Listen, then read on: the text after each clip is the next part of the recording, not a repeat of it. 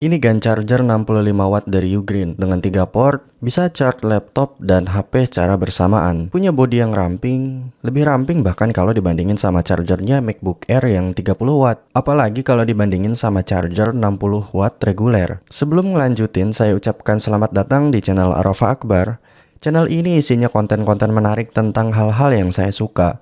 Kamu bisa subscribe dulu untuk dapetin info terupdate, dan di konten ini kamu bebas mau like atau dislike atau nanya-nanya, insya Allah saya jawab semampu saya. Oke, lanjut. Dari namanya, charger ini punya teknologi gallium nitride. Intinya kalau charger pakai material ini, biasanya dia akan lebih ringkas dari charger dengan watt yang sama yang masih pakai material konvensional. GAN charger Ugreen 65 watt ini sendiri punya fisik yang mungil dan colokannya udah standar Indonesia. Jadi nggak perlu pakai converter lagi. Charger ini punya berat sekitar 127 gram. Kalau dibandingin sama charger MacBook 30 watt, si Ugreen ini lebih berat, walaupun dia punya bodi yang cenderung lebih imut. Dan kalau dibandingin sama charger biasa 60 watt, contohnya ini bawaan monitor portable, jelas dia lebih ringkas dan juga lebih ringan. Enaknya charger ini punya 3 port, ya kita sebut aja port USB C1, port USB C2 dan USB A. USB C1 kalau lagi sendirian pastinya dia bakal ngasih tenaga maksimal. Begitu juga sama port USB C2 kalau lagi sama-sama sendirian. Tapi kalau ada temennya alias port sebelahnya diisi, si port USB C1 ataupun 2 ini akan menghasilkan power di angka 45 watt atau 20 watt. Ini tabel Intelligent Power Distribution dari website resminya Ugreen. Silahkan dilihat aja kalau mau tahu lebih detail dari semua skenario pemakaian. Tapi biar nggak ribet, taruh aja device yang perlu power paling besar atau maksimumnya di 45 watt, misalnya laptop, di port USB C1. Dan sisanya kamu bisa isi dengan device lain semisal HP atau apapun yang konsumsi daya maksimalnya di 8 sampai dengan 17-an watt. Dan mari kita tes aja berapa real daya yang dikeluarin atau dipakai dengan beberapa skenario pengetesan.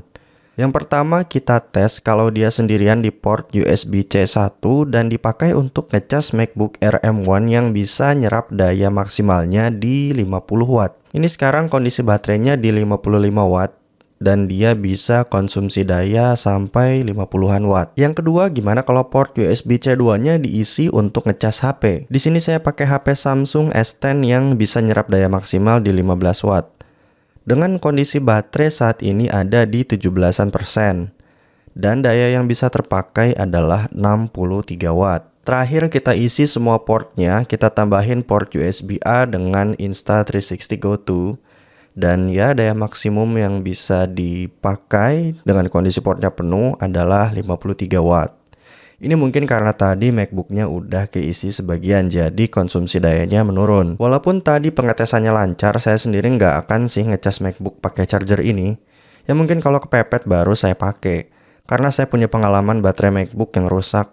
Nggak tahu gara-gara sering dipakai dongle third party atau apa. Ya walaupun saya hampir nggak pernah pakai charger yang bukan bawaannya, tapi jaga-jaga aja.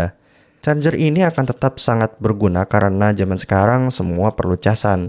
Barang-barang yang saya bawa sendiri kebanyakan port casannya Type-C.